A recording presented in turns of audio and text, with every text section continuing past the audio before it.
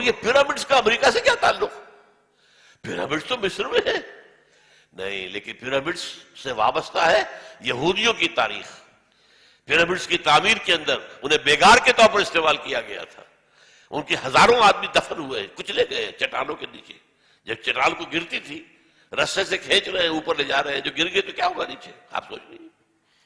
اور اس کے نیچے لکھا ہوا ہے آرڈس نووس سیکولورم، نیو ورلڈ آرڈر، دنیا کا ہم قائم کریں گے۔ اور 1776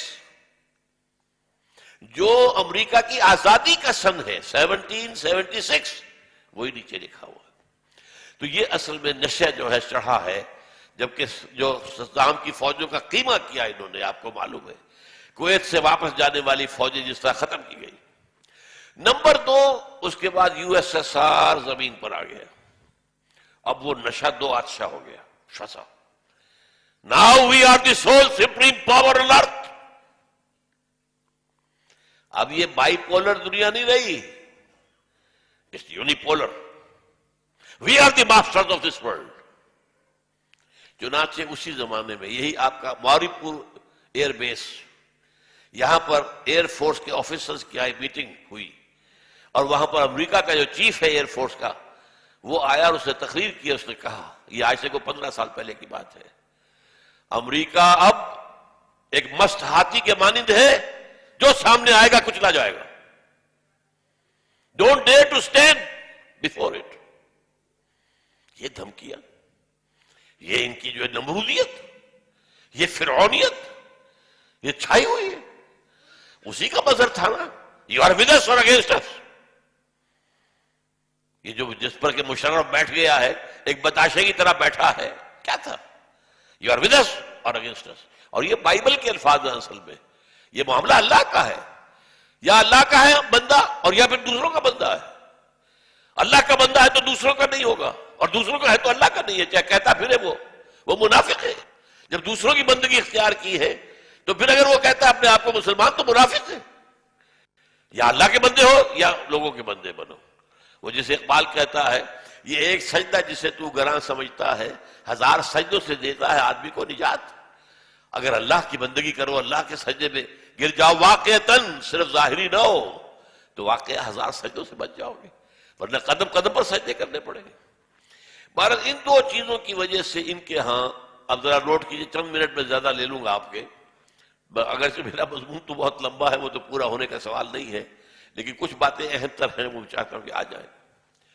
اب امریکہ کی ایک پالیسی، بڑے بڑے تھنک ٹینکس، تمام یونیورسٹیز کے اندر انٹلیکچوئلز بیٹھے ہوئے غور کر رہے ہیں، اور غور کا سبجیکٹ کیا ہے؟ اب جب کہ ہمیں دنیا کے اندر سول سپریم پاور کی حیثیت حاصل ہو گئی ہے، how to maintain this position through the 21st century. کوئی پوزیشن حاصل کر لینا ایک بات ہے، قائم رکھنا، اس کو برقرار رکھنا یہ دوسری بات ہے۔ اب جب کہ ہمیں یہ پوزیشن حاصل ہو گئی ہے that we are the sole supreme power on earth, how to maintain this position in the 21st century؟ اب اس کے بعد انہوں نے 4 چیزوں پر غور کرنا شروع کیا، ان میں سے 3 کو ایک سمجھیے اور چوتھے کو دوسری چیز، یعنی یوں سمجھیے کہ 2 لڑیوں کو بٹ کر رسی بنائی گئی ہے۔ 3 چیزیں کیا ہیں؟ دنیا کے وسائل پر زیادہ سے زیادہ قبضہ کیا جائے۔ ظاہر بات ہے وسائل درکار ہوں گے اگر یہ پوزیشن ہمیں مینٹین کرنی ہے، خاص طور پر تیل، منرل ویلتھ، اور ظاہر بات ہے وہ جو پرانی کہاوت ہے، نزلہ بر عضو ضعیف بھی ریزت، کمزور ممالک مسلمان ہیں انہیں کھاؤ، یہ دسترخوان ہے، جاؤ کھاؤ اس کو۔ اور یہ حدیث کے الفاظ ہیں، حدیث کے الفاظ ہیں۔ ایک وقت آئے گا مسلمانوں، اقوام عالم تم پر ایک دوسرے کو دعوت دے گی، آؤ یہ دسترخوان پر کھانا رکھ دیا گیا، آؤ کھاؤ، مسلمانوں کو کھاؤ، تم ادھر سے کھسوٹو ہم ادھر سے چبائیں گے، یہ حدیث ہے۔ بہرحال نمبر 1 دنیا کے وسائل پر قبضہ، نمبر 2 اپنے سیاسی اور معاشی نظام کا تحفظ.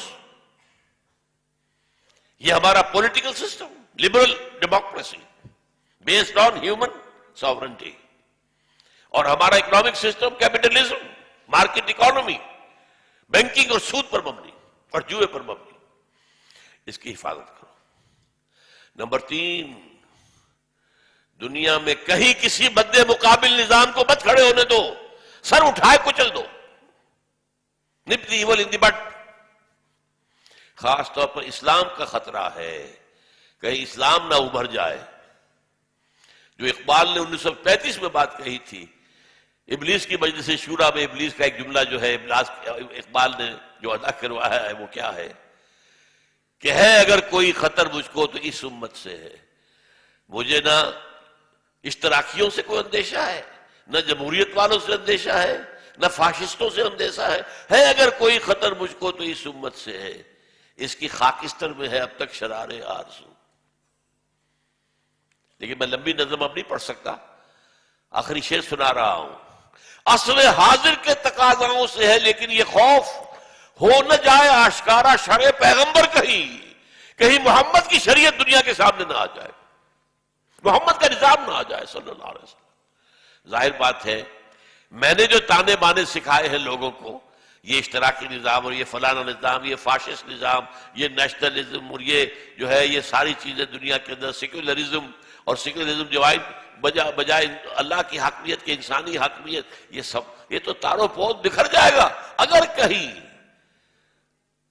عصر حاضر کے تقاضاؤں سے ہے لیکن یہ خوف ہو نہ جائے آشکارا شرع پیغمبر کہیں. چنانچہ یہ ہسٹوریکل فیکٹ بتا رہا ہوں آپ کو میں. جب یہ یو ایس ایس آر کا خاتمہ ہوا ہے، تحلیل ہو گئی، اور اس کے بعد یہ جو نیٹو ہے اس کو اثر نو آرگنائز کرنے کی کوشش شروع ہوئی، توسیع اور ممالک بھی لاؤ نیٹو کے اندر، اور لاؤ. وہ تو 80 علم پورے کرنے ہیں ان کو، 80 علموں کے ساتھ آئیں گے یہ، لہذا نیٹو اثر نو آرگنائز ہو رہی ہے. اس وقت کسی نے پوچھا نیٹو کے چیف سے، اب تمہیں کیا ضرورت ہے نیٹو کی؟ یہ نیٹو سیٹو سینٹو یہ تو تم نے بنائے تھے کمیونزم کو روکنے کے لیے، اب تو کمیونزم ختم ہو گیا. انہوں نے جواب دیا تھا اب ہمیں اسلامک فنڈامنٹلزم سے اندیشہ ہے. ایک اینمی ہے، اندیشہ ہے. مسلمانوں اگرچہ سوئے ہوئے ہیں، غافل ہیں، لیکن ان کی خاکستر میں ہے اب تک شرار آرزو. جیسے انگارہ ہوتا ہے، انگارے کے اوپر راکھ آ جائے نظر نہیں آتا کہ انگارہ ہے، اندر دہک رہی ہوتی ہے آگ. امت مسلمہ کے اندر آگ دہک رہی ہے، ہمیں اس کو بجھانا ہے.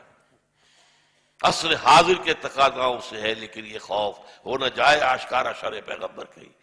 یہ 3 لڑیاں تو ملا کر ایک بنا لیجئے. مسلمان ممالک کے وسائل پر قبضہ، اپنے نظام کی مالیاتی اور سیاسی نظام کا دفاع. کوئی نظام خاص طور پر اسلامی اگر سامنے آئے کچل دو. اور دوسری لڑی کیا ہے؟ اس کے اندر پھر 4 ہیں. ایک ہے زائنسٹ جو ہے ایجنڈا، زائنسٹ، اور زائنسٹ میں یہودی بھی ہیں، عیسائی بھی ہیں، کرسچن زائنسٹ اور جیوش زائنسٹ. ان کا ہے 4 نکاتی ایجنڈا. آرمگیڈون فوراً ہونی چاہیے، جنگ ہونی چاہیے عظیم. چنانچہ ایک کتاب میں لکھی گئی تھی، سمجھے ایک کتاب نے گریس ہال سیل نے کتاب لکھی تھی 1999 میں.